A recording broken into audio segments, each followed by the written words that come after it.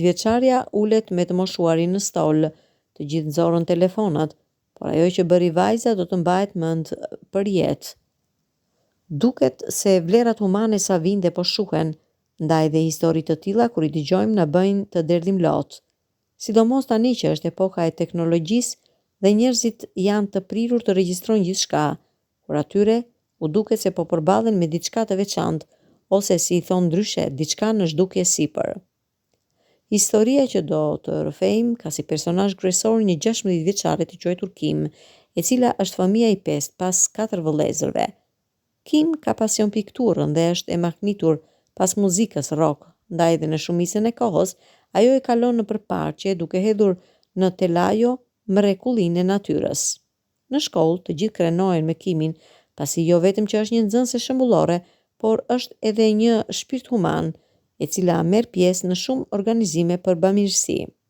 Një ditë një grua rreth të 40-ave, e cila ishte bërë nën për herë të parë, e sheh në një park Kimin, e cila po pikturonte një peizazh dhe i kërkon asaj t'i bëj një portret me djalin bebe që mbante në krah. Me një durim dhe me një qetësi përrallore, Kim nisi punën duke shijuar bukurinë e zonjës dhe magjinë e një të posaçlinduri. Piktura zgjati afro 3 orë dhe Kim filloi pak e nga pak të ndjente lodhjen, kjo edhe si shkak i një dite të nxehtë vere kur dielli binte në kokë. Pasi përfundoi kryeveprën e saj, ja tregoi zonjës, e cila u mrekullua nga arti dhe i ofroi një shumë prej $100, por Kim përgjigj: "Zonjë, ty Zoti të dhuroi një fëmijë, kurse unë po të dhuroj një kujtim." Bukuroshja 16 vjeçare ishte një ëngjëll i zbritur në tokë me një zemër të artë. Kur Kim po mblidhte gjërat e saj dhe ishte gati për të shkuar në shtëpi, pasi ishte koha e drekës, ajo aty pa një zotëri në një stol i cili po qante me dënesë.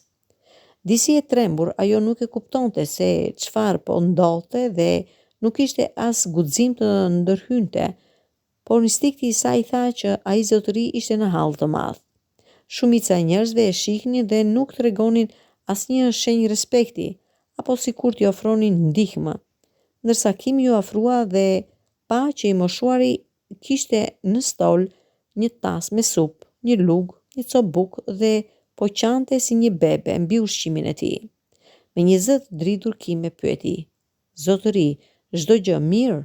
Por ajo nuk mori asnjë përgjigje, pasi moshuari shtoi më shumë të qarat e tij.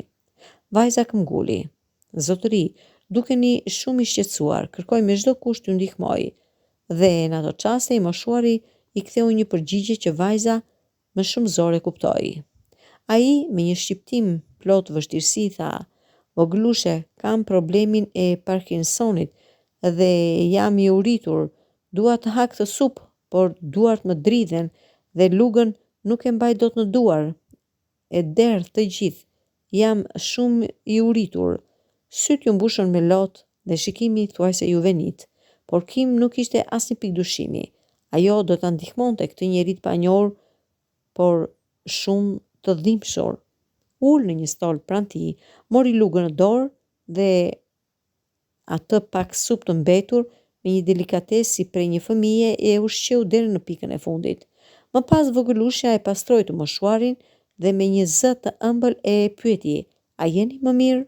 Iku uria. Ati ju duk sikur një ëngjël zbriti nga parajsa enkas për të. Tashmë zotëria nuk qante më, por në sytë e tij kishte një vezullim dhe në buzët e tij të shtrembëruara disi kishte një pamje me një buzëqeshje fisnike.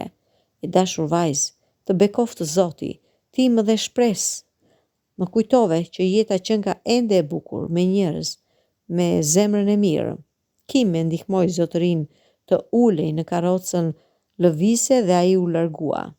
Ky gjest i saj i ra në shumë më sy në njerëzve që ishin ulur në park, të cilët xhiruan gjithçka për ta ruajtur atë si një memorie veçantë në një gjest human. Jeta është plot surpriza dhe bëhet më e bukur akoma kur në botë ekzistojnë njerëz me zemër të artë, sidomos që në hapat e para të jetës. Kim i dhuroi një kujtim një zonje të bekuar dhe një fëmijë dhe i tregoi një zotërie që jeta ka plot shpresë. Ne të gjithë duhet të ndihmojmë njëri tjetrin, pasi vetëm duke i qëndruar besnik dhe mirënjohës njëri tjetrit, bota do të jetë më e bukur.